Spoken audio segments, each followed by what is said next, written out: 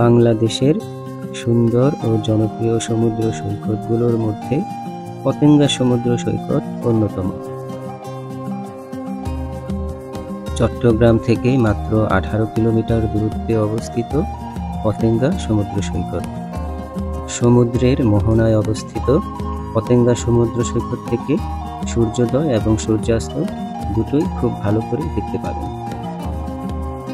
যাতায়াত সহজলভ্য হওয়ার কারণে দিন দিন এর জনপ্রিয়তা বেড়েই চলেছে। একদিনের সফরে কিভাবে ঢাকা থেকে এখানে আসবেন, কোথায় থাকবেন, কোথায় খাবেন, এই সব কিছু নিয়ে আপনাদের ধারণা দেওয়ার চেষ্টা করব আমাদের এবারের পতেঙ্গা সমুদ্র সৈকত ভ্রমণ গল্পে। তো চলুন ফিরে যাই আমাদের এবারের পতেঙ্গা ভ্রমণের যাত্রার শুরুতে। আশা করি সাথেই থাকবেন। আপনারা যদি ঢাকা থেকে আসেন তাহলে ঢাকার গাবতলী, আবদুল্লাপুর, সায়দাবাদ, মহাখালী বাস স্ট্যান্ড থেকে আপনারা চট্টগ্রামগামী যে কোনো পরিবহনে এখানে চট্টগ্রাম আসতে পারবেন। ঢাকা থেকে রওনা দিয়ে চট্টগ্রামের অলঙ্কার বাস স্ট্যান্ডে বাস থেকে নামতে হবে এবং এই অলঙ্কার বাস স্ট্যান্ডেই আপনারা থাকার জন্য বেশ কিছু হোটেল পেয়ে যাবেন, যেখানে আপনারা 1200 থেকে 3000 টাকার মধ্যে রুম পেয়ে যাবেন। অলঙ্কার বাস স্ট্যান্ড থেকে পতেঙ্গা সমুদ্র সৈকতে আসার জন্য আপনারা সিএনজি বাস পেয়ে যাবেন। সিএনজিতে আসলে আপনার ভাড়া 300 থেকে 400 টাকার মতো পড়বে, অথবা যদি আপনি বাসে আসতে চান সেক্ষেত্রে ভাড়া তুলনামূলক অনেক কম পড়বে। আমরা এখন আছি কর্ণফুলী টানেলের টোল প্লাজাতে। এখান থেকে টোল দিয়ে আমরা চলে যাচ্ছি টানেলের প্রবেশ মুখে।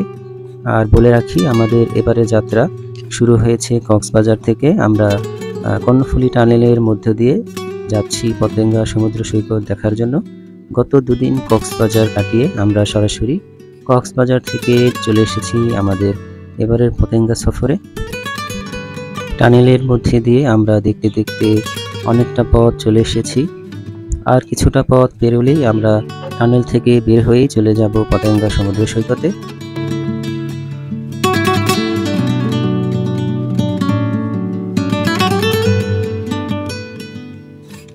কর্ণফুলী টানেল দেখতে দেখতে আমরা এখন চলে এসেছি টানেল থেকে বের হওয়ার মুখে।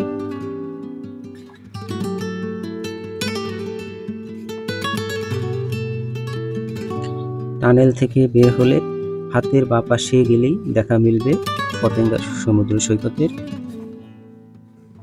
দীর্ঘ পথ পাড়ি দিয়ে অবশেষে আনুমানিক ঠিক দুপুরের সময় আমরা চলে এসেছি পতেঙ্গা সমুদ্র সৈকতে। আর এই যে দেখেন, গাছগুলোর আড়াল দিয়ে সূর্যটা আমাদেরকে হাতছানি দিয়ে স্বাগত জানাচ্ছে। একটু পিছনে দেখতে পাচ্ছেন পতেঙ্গা সমুদ্র সৈকত। যে কিছুক্ষণ আগেই কর্ণফুলী টানেল পার হয়ে চলে আসলাম এই পতেঙ্গা সমুদ্র সৈকতে। আর এই যে দেখতে পাচ্ছেন অসংখ্য জাহাজ এখানে নোঙর করা, দেখতে একদম বাস্তব ফুলের মতো। ভাইজান, এগুলো কত করে ফুলের? 100 টাকা।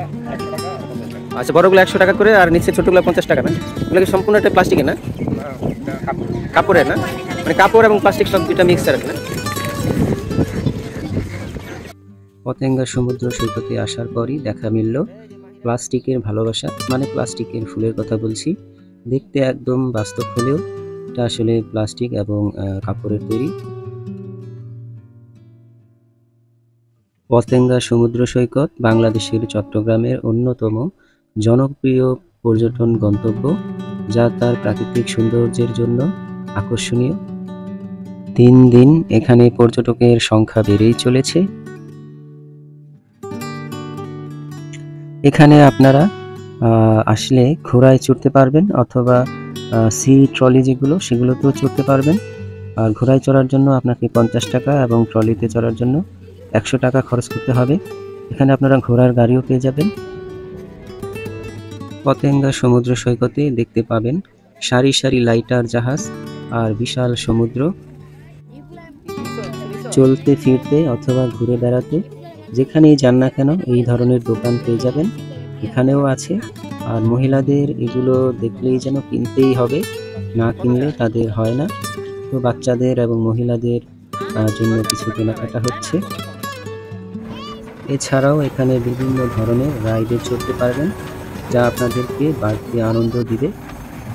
তো তবে কিছু কিছু রাইডে চড়ার ক্ষেত্রে বাড়তি সাবধানতা অবলম্বন করতে হবে। বাচ্চাদের নিয়ে ওই ধরনের রাইডে না চড়াই ভালো। এই মাত্র একটি মাঝারি আকারের জাহাজ এই বন্দরে নোঙর করার জন্য প্রবেশ করলো। আপনারা এখানে আসলে চেষ্টা করবেন বিকেলের সময় আসার জন্য, কারণ বিকেলে রোদের তাপ কম থাকে আর ওই সময়টাই ঘুরে বেড়ানোর জন্য মোক্ষম সময়। আর এখানে আসলে আপনি জুতা নিয়েও ভিতরে প্রবেশ করতে পারবেন না। তো আপনারা এখানে আসলে এই টয়লেটের ঝামেলা আপনাদের হবে না, আমি এটা বলতে পারি। আমি তাই দেশের প্রত্যেকটি পর্যটন এলাকায় এরকম করে টয়লেট করা হোক।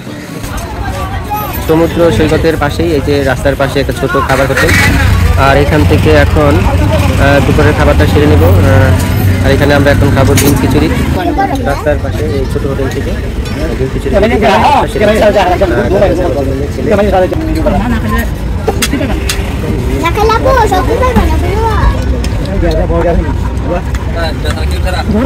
বিশেষ করে এখানে বিকেল থেকে রাত অবধি বিভিন্ন পর্যটক এবং আশেপাশের স্থানীয় মানুষজন এখানে বেড়াতে আসেন। তারা এখানে পরিদর্শন করেন বিভিন্ন ধরনের নাগরদোলা, ছোট বাচ্চাদের জন্য ট্রেন এবং বিভিন্ন ধরনের রাইডের ব্যবস্থা আছে।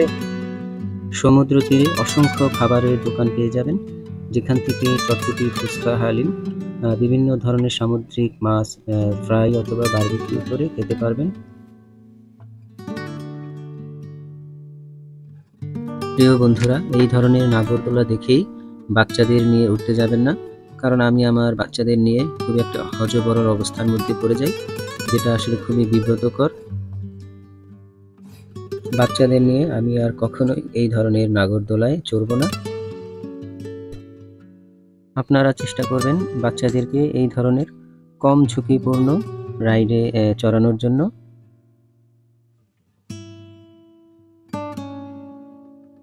দুপুর গড়িয়ে পতেঙ্গা সমুদ্র সৈকতে যতই বিকেল হচ্ছে, পর্যটকের পদচারণায় এই সমুদ্র সৈকত যেন আরো বেশি রঙিন হচ্ছে। একটু একটু করে সূর্যটাও যেন বিদায় জানানোর জন্য প্রস্তুত হচ্ছে।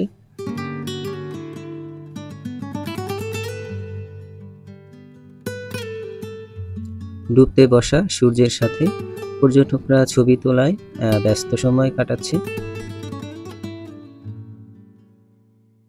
ডুবতে বসা সূর্য আর ছোট বড় সারি সারি লাইটার জাহাজ, ছোট ছোট স্পিড বোট, সন্ধ্যার এই আগ মুহূর্তে এই দৃশ্যগুলো আপনার মন কাড়বে।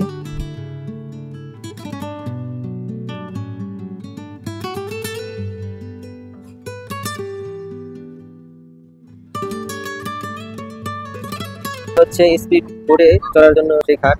এখান থেকে দর্শনার্থীরা স্পিড বোটে উঠে এই সমুদ্রে ঘুরে আসছে, চক্কর দিয়ে আসছে।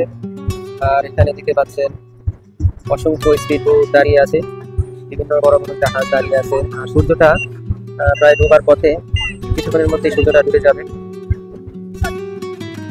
প্রিয় বন্ধুরা, এখন সময় হয়েছে সূর্যাস্তের অন্তিম সময়ে। আর দেখেন একটু একটু করে সূর্যটা কিভাবে অদৃশ্য হয়ে যাচ্ছে, আর আমি আপনাদেরকে তা টাইম ল্যাম্পসের ভিডিওর মাধ্যমে দেখানোর চেষ্টা করতেছি।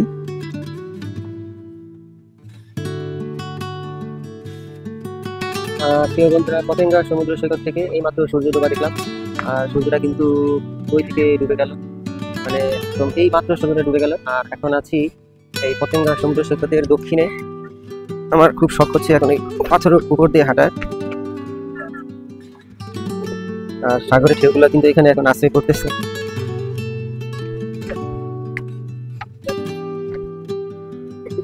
হাঁটতেছি পতেঙ্গা সমুদ্র সৈকতের এই পাথরের উপর দিয়ে।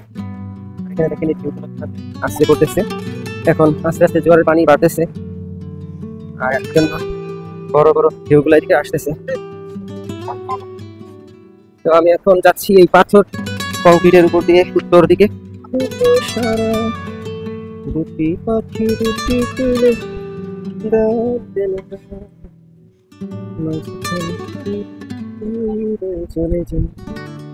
জোয়ারের সময় পাথরের গায়ে বিশাল ঢেউ আছড়ে পড়ে, যা এখানে আসা পর্যটকদের বাড়তি বিনোদন দিয়ে থাকে।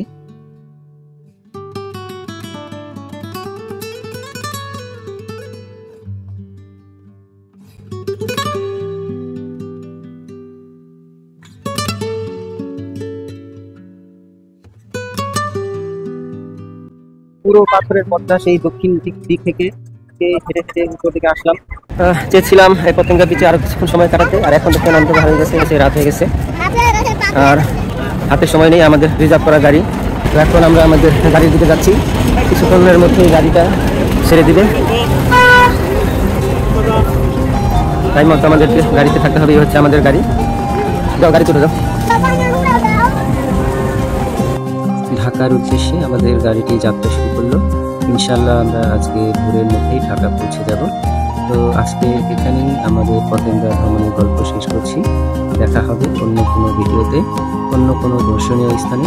সেই পর্যন্ত সকল বন্ধুদের জন্য শুভকামনা। আল্লাহ হাফেজ।